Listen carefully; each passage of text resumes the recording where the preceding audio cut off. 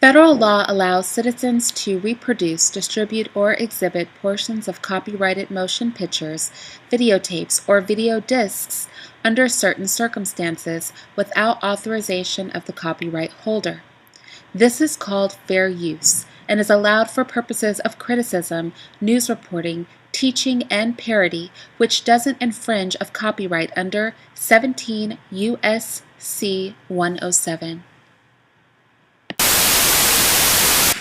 Okay, you guys, before this video gets started, I just want to lay out a blueprint of exactly what you will hear here.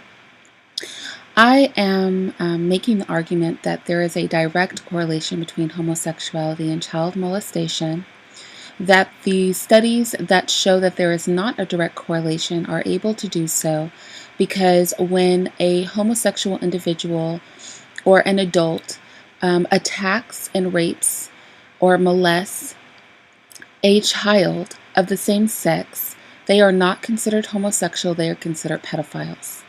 And so because they make this distinction, you will have homosexual people that are molesting same-sex children, but they are not being counted as homosexual pedophiles. They are being counted as pedophiles, period. Now, sometimes they're categorized as pedophiles with who have homosexual tendencies in their orientation towards children, but they still do not get considered to be strictly homosexual, and that way they are able to skew the numbers deceptively. Why do I think this is important? Not to attack anybody in the LGBTQI community. I think this is important because of reported cases, about 50% of men who are homosexual, report having been molested by other men as children. That's in comparison to about 7% of the heterosexual population. That's a huge difference. Even in the most conservative study I could find, at Harvard, 40% of pedophiles orient homosexually toward children. 40%. When homosexuals make up, the LGBTQAI community makes up 4% or less of all people in the United States. How is it that they make up 40% of individuals molesting children? In other studies, it shows that the rate of homosexuals or adults who homosexually orient towards children is double that of heterosexual child molestation per capita, meaning in proportion to the number of homosexuals that are in the community versus how much they offend against children of the same gender.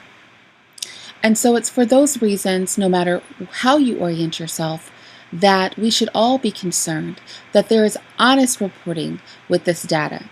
That if an individual molests a child of their same sex, that this be considered a homosexual molesting a child. And that we not stick them in a separate category with all other pedophiles in order to skew the numbers to support an agenda. Because that does not protect children. It does not protect children. Now, this is when being politically correct goes too far. When you start categorizing people to support an agenda and not categorizing them in a way that supports protecting children.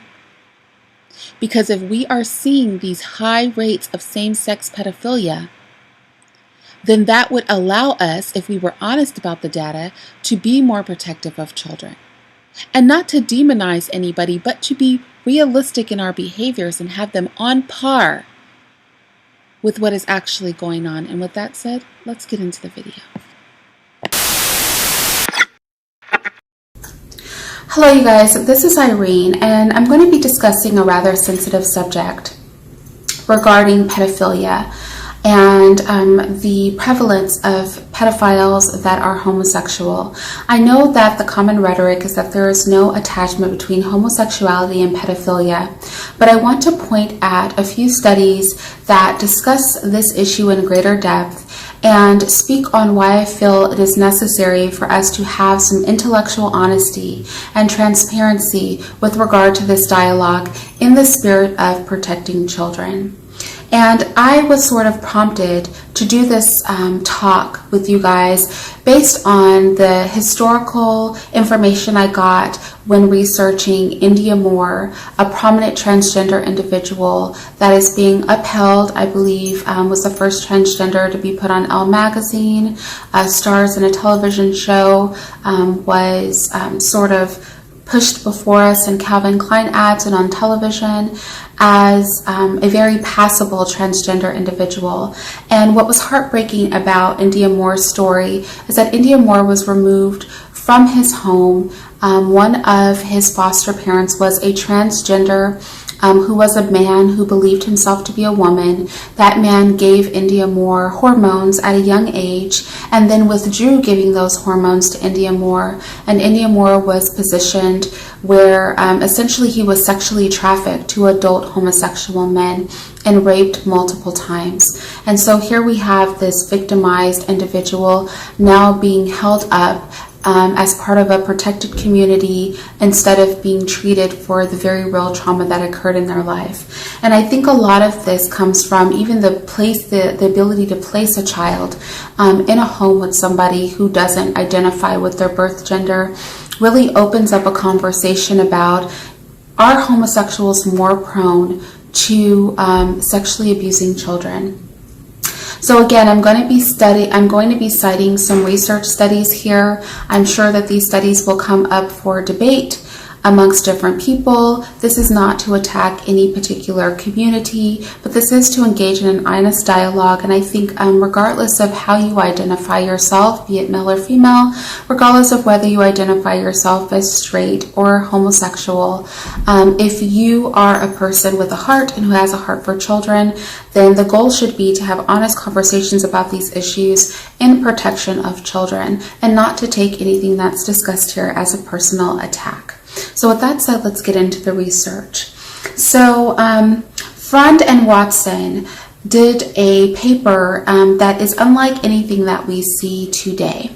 And that was a paper that specifically looked at the proportions of heterosexual and homosexual pedophiles amongst sex offenders against children. And it was an exploratory study that looked at homosexuality and predatory behavior toward children versus heterosexuality and predatory behavior toward children. And it's important to note that the study did this using the idea of per capita. So when we think about the homosexual community, we have to recognize that we're speaking about 4% of the population, a very small percentage of the population. And that it's very hard to have honest studies regarding homosexuality because the studies are often squashed. So I'll use a very vulnerable study, the Brown study that came out within the past year, where they said that exposure to homosexual rhetoric, homosexual promotion, and things like that influence children's identifying as homosexual or not, and that often those identifications were not long held in children. Now, Brown was obviously attacked for this study. People tried to poke a million holes of it, and they were basically bullied into pulling the study, because obviously what we don't want to have in a society that is promoting homosexuality as an ideology that is normal, what we don't want to have happen is for it to be said that if you expose children and teach them that this is okay, that they are more likely to want to experiment in something that they would not have been inclined to experiment with if they had not been exposed to it as children. So with that said, this study, and I'm just going to go over the abstract of this study, and I'm going to go ahead and link where you can read the full study, goes a little something like this, and I'm going to be referencing my notes. Previous investigations have indicated that the ratio of sex offenders against female children versus offenders against male children is approximately 2 to 1, while the ratio of genophiles to androphiles among the general population is approximately 20 to 1. The present study investigated whether the etiology of preferred partner sex among pedophiles is related to the etiology of preferred partner sex amongst males preferring adult partners. Using phallometric test sensitivities to calculate the proportion of true pedophiles among various groups of sex offenders against children, and taking into consideration previous reported mean numbers of victims per offender group, the ratio of heterosexual to homosexual pedophiles was calculated to be approximately 11 to 1. This suggests that the resulting proportion of true pedophiles among persons with a homosexual erotic development is greater than that in persons who develop heterosexually. Okay, so taking a look at that particular study, they did find a significant difference in pedophilic behavior of homosexuals than heterosexuals. Now, this is a study that would never be able to survive in today's climate, and that is because of a distinction that is made when people offend against children. And I think we really need to dispense with this ideology. And so that is that when a person of the same sex sexually abuses a child, that abuse is not considered pedophilic, is not considered homosexual in nature. So for example, if a man rapes a male child, that is not considered homosexual in nature. Ergo, it is easy to say at that point that homosexuals are not offending against children more. So when you combine the idea that a man or a woman who sexually offends against a child that is of the same sex is not considered to be homosexual pedophilia in nature, with the fact that a high proportion of homosexuals, 40 to 60%, depending on the studies that you choose to believe, identify as having been molested by same-sex persons as children. And I harken back to the India Moore situation. When we have these studies, but then we still reach the conclusion that homosexuals do not have a higher propensity to molest children, I think that what we end up with are false statistics. And I'm going to support this with a very liberal study that was done at Harvard. And in the Harvard study, they tried to kind of attack the beast from both sides. Consensus now exists that pedophilia is a distinct sexual orientation. And I think by making pedophilia a distinct sexual orientation, what that means is if there is homosexual pedophilia, it will not fall under homosexuality. It will fall under pedophilia. And that greatly skews the numbers because they are calling pedophilia distinctive regardless of whether or not that child abuse is directed toward a member of the same sex. Not something that develops in someone who is homosexual or heterosexual. Some people with pedophilic urges are also attracted to adults and may act only on the latter urges. Because people with pedophilic urges tend to be attracted to children of a particular gender, they are sometimes described in the literature as heterosexual, homosexual, or bisexual pedophiles. And I would say that to me, bisexual and homosexual are the same thing. Now, this is where the study gets interesting. Roughly 9 to 40% of pedophiles are homosexual in their orientation toward children. Roughly 9 to 40%. That is a huge gap. But when you take into consideration that homosexuals are only 4% of the population, whether it be 9% or whether it be 40%, that is a huge percentage per capita. And so again, even in the most liberal studies, a connection can be made between same-sex orientation and pedophilia. However, the common rhetoric of the time speaks differently, and I find it shocking that in a liberal paper, they would still push the propaganda that you cannot make the connection because pedophiles cannot can be homosexual or bisexual or heterosexual in nature, but they cannot be considered homosexual in the same breath in a separate category with their orientation toward adults, because pedophilia is its own sexual category. And so these are the mental games that are being played in defense of the LGBTQAI community.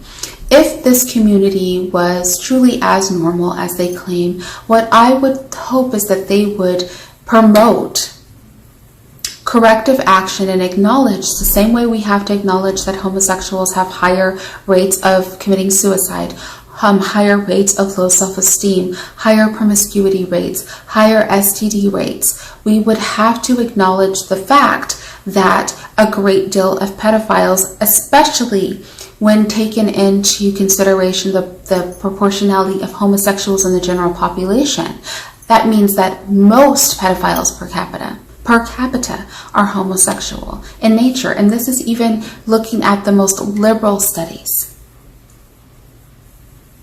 Now, again, this liberal study backs down after they say up to 40% of pedophiles are homosexual in their orientation towards children.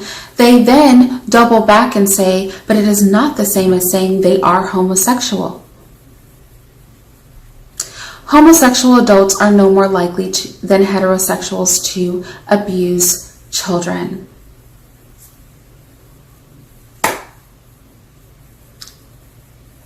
This is the world we live in.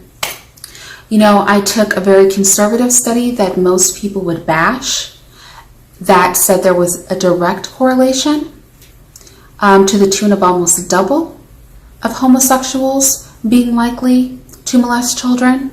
And that stat is near matched in a liberal study, with 40% of people having directionality toward children when they are molesting them that is homosexual in nature. That's pretty on par with the conservative study. But in the liberal study, since they don't consider those people to be homosexual, they are able to then put forth other studies that say that homosexuals are no more likely to molest children than heterosexuals. And we have to question an agenda that is dishonest to that degree. And that's what I would say. I would say, you know, take a look at these studies, do some research on some additional studies, and recognize that the numbers are heavily skewed. They're heavily skewed because although homosexual molestation is taking place, these people are not being categorized as homosexuals, they're being categorized as pedophiles, and that is why we have social scientists and such able to justify their claims that homosexuals are no more likely to molest a child than heterosexuals. That is why we can look at a population of homosexuals that overwhelmingly is molested by same-sex individuals as children and say that that is not due to homosexual actions, but that is due to pedophilic actions. I say the two things can coexist in the same time and space. You speak in the comments about what you believe regarding these studies and the others that I'll be listing in the description box. And with that said, I'll talk to you guys later. You know, the babies, the future, the black babies, that's what it's all about. You know, they talk about Black Lives Matter. I'm gonna tell you like this, man. The black youth is what matters the most. And that's what we gotta do, because that youth is what's gonna be the ones to liberate us. You know, we gotta hear from them. So as we give it to them, and we give this, they use these tools to build with. This is our future right here. I mean, it's the biggest investment you can make. Science is too. You gotta invest, and it's not. There's African Senate institutes all over the country. You gotta find where they at. And you gotta support those people, because there's people out here that actually have institutions and that are actually in the community doing things. You know, it's not about what we're gonna do and how we're gonna do it. You have people doing it. So it's happening. You just gotta get with the brothers, help the brothers, support the future, support yourself. That's what we're doing, you know.